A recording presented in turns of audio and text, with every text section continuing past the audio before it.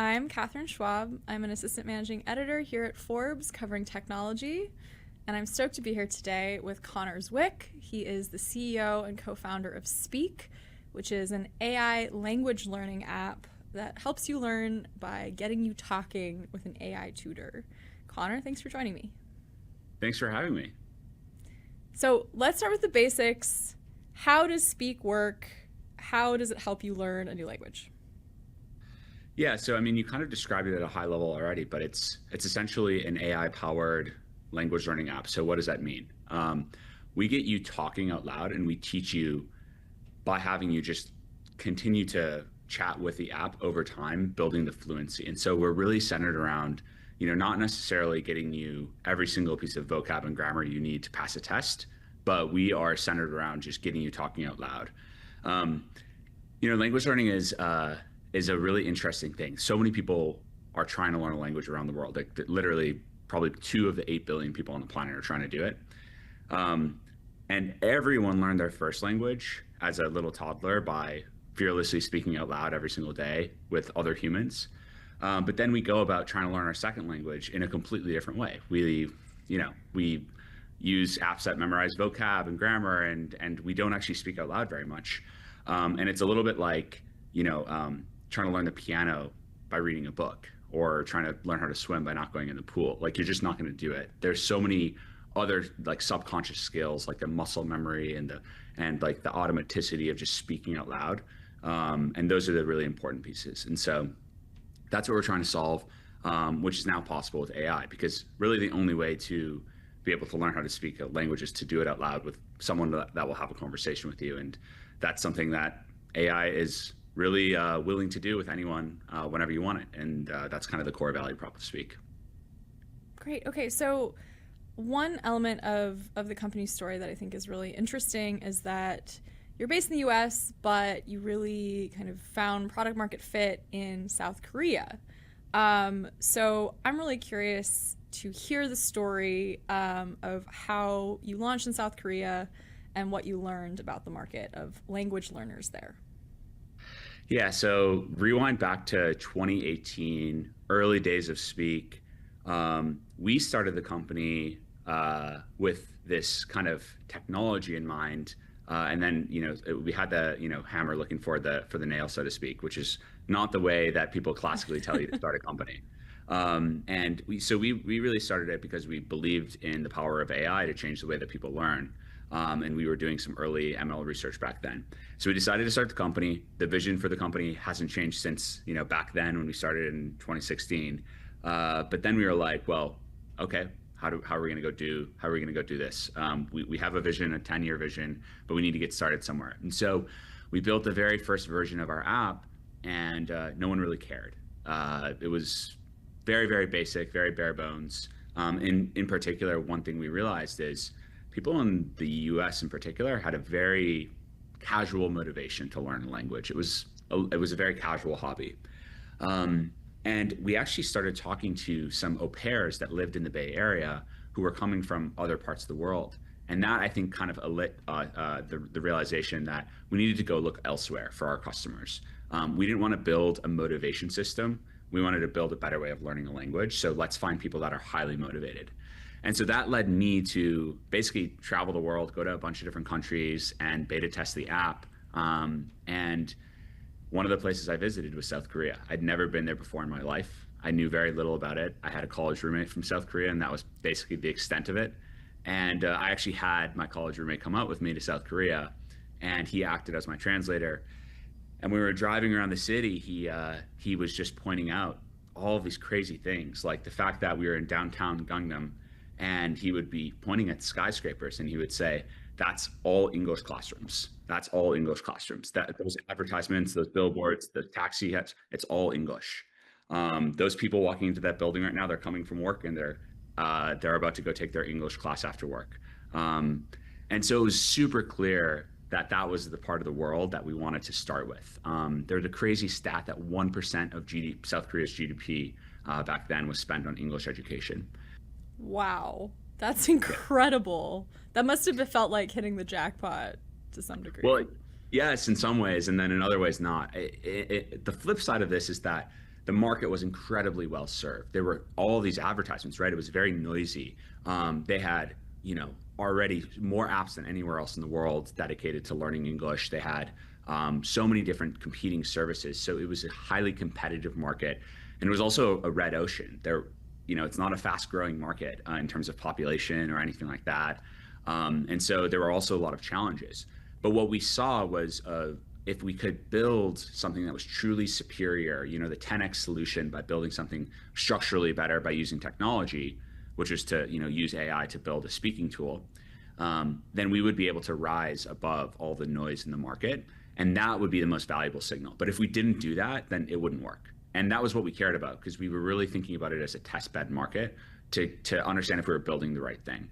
And so the kind of unusual part of the Speak story is that we then ended up spending the better part of 3-4 years building and scaling in South Korea as our only market, headquartered in San Francisco, and trying to get product market fit for this consumer language learning app. And certainly was not something that I would have ever predicted was going to be the way I was going to spend a bunch of years of my life. So did you end up moving there, or how much time were you spending there as you were building up that market? Well, once we made the decision to do that market, the first thing I did was I called my college roommate and I convinced him to move to New York and come to San Francisco and work for Speak. And he's still at the company today. And he quickly, he was very, very crucial, because it's actually a famous market for being impossible for Western tech companies to succeed there. It's known notoriously for being one of the hardest tech markets. And yeah, I spent a lot of time there. I never moved there, but would do 3-4 week long trips at a time, cooped up in like these study cafes, just talking to users all day before we had an office there. Today we've got an office in a really cool neighborhood, and I go at least a few times a year. Amazing. So what ended up happening? So you just made this decision to launch there. What happened? What happened next? So I think probably what happened is we launched and no one cared. And that probably happened Okay. sometimes. Because we were very early days. Like we had this vision for where AI could go, but we were starting off back then with very bare bones machine learning. Like the transformer hadn't even come out yet when we started the company. And so what we started with was speech recognition, just building really good speech recognition that could actually understand someone speaking with a strong learner's accent, right? Alexa and Siri were really famous for not being able to understand someone, almost comically so, if you're speaking with any kind of accent. So we had to solve that problem first. And we used the data that we were collecting from people using the app as a flywheel for training.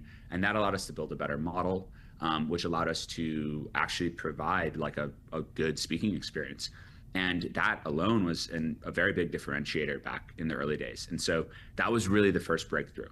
But even back then, we were really just building a supplemental speaking tool. Like it wasn't going to be a full-fledged tutoring solution, right? And so that was really the first breakthrough. And that was when we were like, okay, this looks like product market fit. We're onto something here. So now, of course, you are not just in South Korea. Yeah.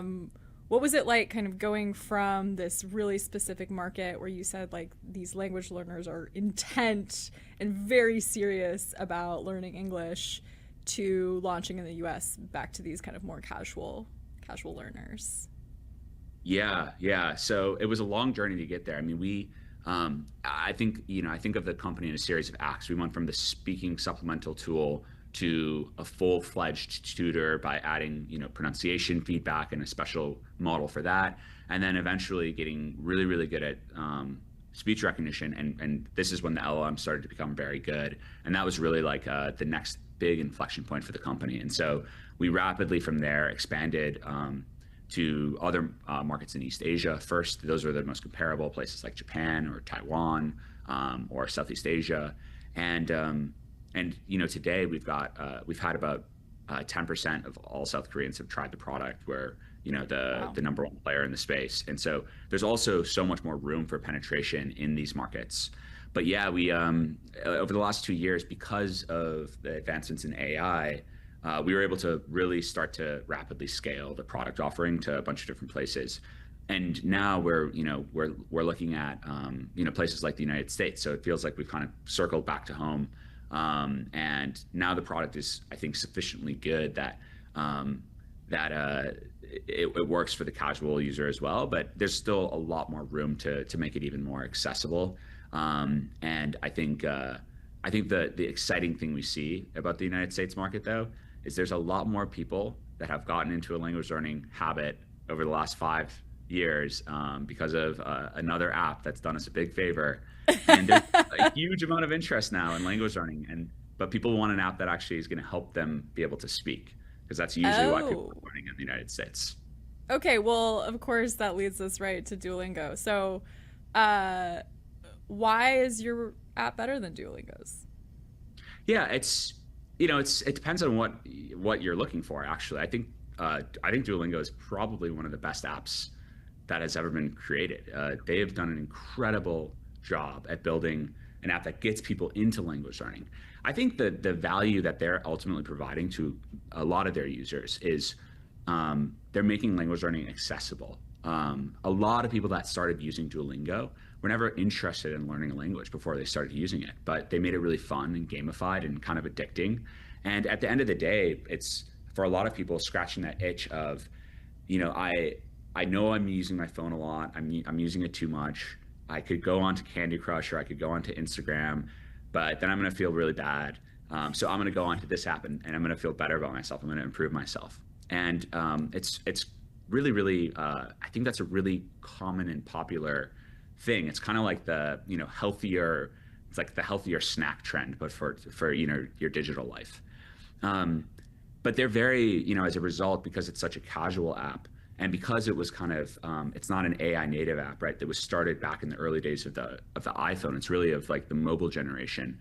The app is really centered around casual vocab and grammar memorization.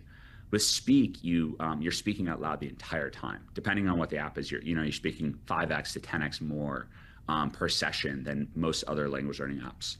And so it's really centered around actual fluency. We've got a ton of features that are centered around, even like the learning methodology itself is centered around teaching you really quickly how to be fluent in individual situations. So with Speak, every single unit, we're going to teach you how to handle one scenario or situation end to end, so that you almost feel fluent in that specific thing. We call it a micro fluency.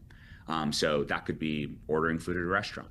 In one unit, you can actually learn all the kind of patterns and expressions and say them out loud, 100 times each. And by the end of that little unit, you could go order food at a restaurant in Mexico, if you're learning Spanish as an example. And that's the way that we kind of approach our entire pedagogy. And we've got a ton of technology and product features to kind of power that progression. I'm curious what success looks like for you in terms of kind of an individual user. Like, Mhm. obviously the goal would be to get people to fluency, but is that something that happens regularly? I mean, can you literally become fully fluent in a language using Speak? We've seen and talked to so many users that have become fully fluent with Speak. Wow. So absolutely. I think we are the first self-study app. Like by that, I mean, it doesn't require you to hire like another tutor or something. We're the first self-study app that actually does get people to fluency. And we've spent so much time trying to actually make that happen, because it's a really hard problem. We've launched this new feature now, called Speak Score.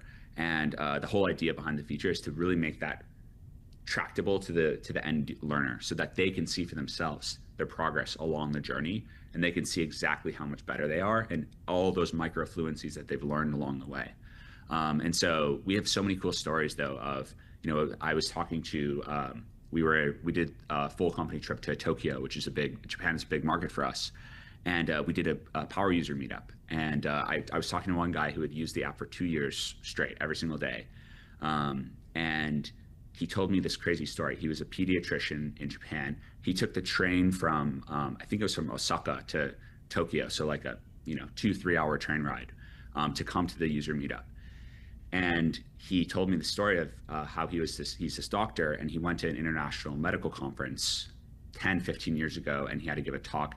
And it was so traumatizing, because he thought he knew how to speak English, but he that was when he realized he had absolutely zero confidence. He knew the vocab, the grammar, because he'd studied it in school. And we were having this entire conversation in English. We were having this completely fluent conversation. Yeah. And that's just like one example of these stories that we hear all the time. And it's super cool, especially for learning English. It's such a door opening skill, right? It opens the whole world to you. It's the lingua franca. That's like when English speakers in particular, there's a reason we resonate so well with people in East Asia, because that's the only thing they care about, is whether or not it's actually going to work. And they can feel that right away when they use it. So you've had incredible traction, raising 70 million last December, becoming a unicorn, and Forbes exclusively reported in November that you hit 100 million in ARR, which is obviously a really big milestone for the company. Talk to me a little bit about your roadmap for growth moving forward. Yeah. We are super focused on the fundamental value we're providing to the user, and that's the roadmap for growth for us. So, what we see as the future is that we can provide something that feels like the best teacher you've ever had. Like, everyone has had that experience where, they have that one teacher who can really relate the material in a way that really makes sense and is really engaging, and especially if it's one-on-one, it just feels magic and you don't even realize you're learning because it's so delightful. And that's the North Star for us. Like, with AI, it is possible, and it's inevitable that this will happen, that every single human on the planet will have access to this basically one-on-one know-it-all teacher who can put things in a way that makes the most sense to you. And we know that's like the radically more effective than like a normal way of teaching. And that's really the North Star for us. We think if we can focus on building that, starting with language, the growth will take care of itself. And so we just need to continue to drive those outcomes for our learners and continue to make the product better. There's a lot more room for improvement in terms of the core experience. And there's a lot of really hard problems there we still have to solve. But that's like the fundamental thing. And then we think that is a universally valuable thing for pretty much anyone on the planet who's curious to learn something, which is everyone. How do teachers feel about this? And I'm curious because I know you've said that you're trying to replace human language tutors. So I'm curious what the reaction has been among language teachers. Do they use this as a supplemental tool? Do they recommend it, or are they nervous about AI taking their jobs? I think that is absolutely not going to happen, because and maybe it's a matter of careful word choice here, but it's actually much more about accessibility, right? It's making high quality education accessible to anyone on the planet who wants it. When we think about like our South Korean user or our Japanese user, oftentimes when they go to a classroom, there's so few people that can actually natively speak English that their class might be taught by someone who actually can't speak English themselves.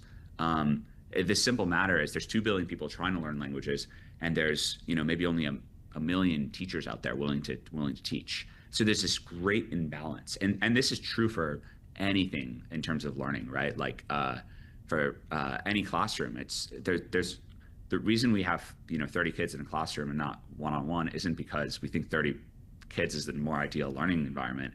It's because it's the only thing that's feasible. I think ultimately it's not about replacing humans. In fact, the reason people are learning languages in the first place is for human connection, right? They want to be able to connect with other humans. It's a deep element of humanity, right? And so it's really more about making it so that that's possible for more people. And what does that do for all the teachers out there? I think there's still going to always be a demand for real human teachers, because there's so many things. In fact, I think in some ways, technologies like AI actually make things that are, very human even more valuable and prized. And in the case of a classroom, it allows the teacher to focus on the things that teacher can do best, which oftentimes is not individual, question answering for an individual student. It's about the emotional connection and the motivation piece and being empathetic and things like that. And so that's what I think I'm really excited about. Is it's a very supplementary thing in many ways. Yeah, I want to ask a little bit more about kind of that human element. And you said, there's a long way to go still in terms of what you want to do with the app to make this as kind of holistic a language learning experience as possible. What are those things that you feel like Speak can't do right now that really human teachers are excellent at? Well, if you think about a really good human teacher, and I don't think that AI will, be able to do a lot of these things for a very long time, actually, but a really good human teacher is someone that is there's so many subconscious when they're interacting with you. There's so many subconscious cues that they're taking to understand if you're feeling motivated, what kind of mood you're in. They're assuming a bunch of things about maybe what you're interested in, what you're not interested in. They're reading your responses to understand where you're struggling and getting a really good sense of exactly where you are. And then every single interaction that they give back to you is using all of those signals to give you something that feels really good and motivating and delightful and engaging, especially a good teacher, right? And so that is something that is very hard to replicate. And we, even when we break down the problem, we think about it in terms of what are the things that AI can actually feasibly do now, and what are the things that we're not even going to try to touch. And the more you get onto the spectrum of all the little emotional connection and those pieces, I think that's stuff that we'll never be able to touch. Or as an example, a lot of our users still want to practice with a real human because that's making eye contact with another person, and the fear of making mistakes in front of a person that you could feel embarrassment in front of, relative to an AI where you don't care if you make a mistake, which by the way is a value prop of practicing with AI. That is something we will not be able to replicate because that's just a fundamental limit of AI. Moonshot, big picture, 10 years down the line, what is your vision for how AI is going to transform education? In 10 years, it's funny. I think it's so much easier to predict 10 years out than 1 or 2 years out. But I think it's very clear that in 10 years, just like how every, human on the planet has a phone now, I think every human will have access to some sort of AI tutor. And I think it will be in many ways the de facto or a very large part of the way that humans learn. Again, I don't think teachers are going anywhere. I think there will be more teachers in 10 years' time than less. But I think that the AI teacher will become a very big part of the learning setting for pretty much any subject. And I think that we will see radically better effects as a result. There's a famous study called Bloom's Two Sigma effect that shows that personalized education, you can turbocharge and create 2 standard deviations of improvement in the average outcome of any student randomly applied. And I think we're going to see what that means for society when that effect is propagated throughout all of humanity and not just the top 1% that can afford human tutors right now. Connor, thank you so much for joining me. Yeah, thank you for having me.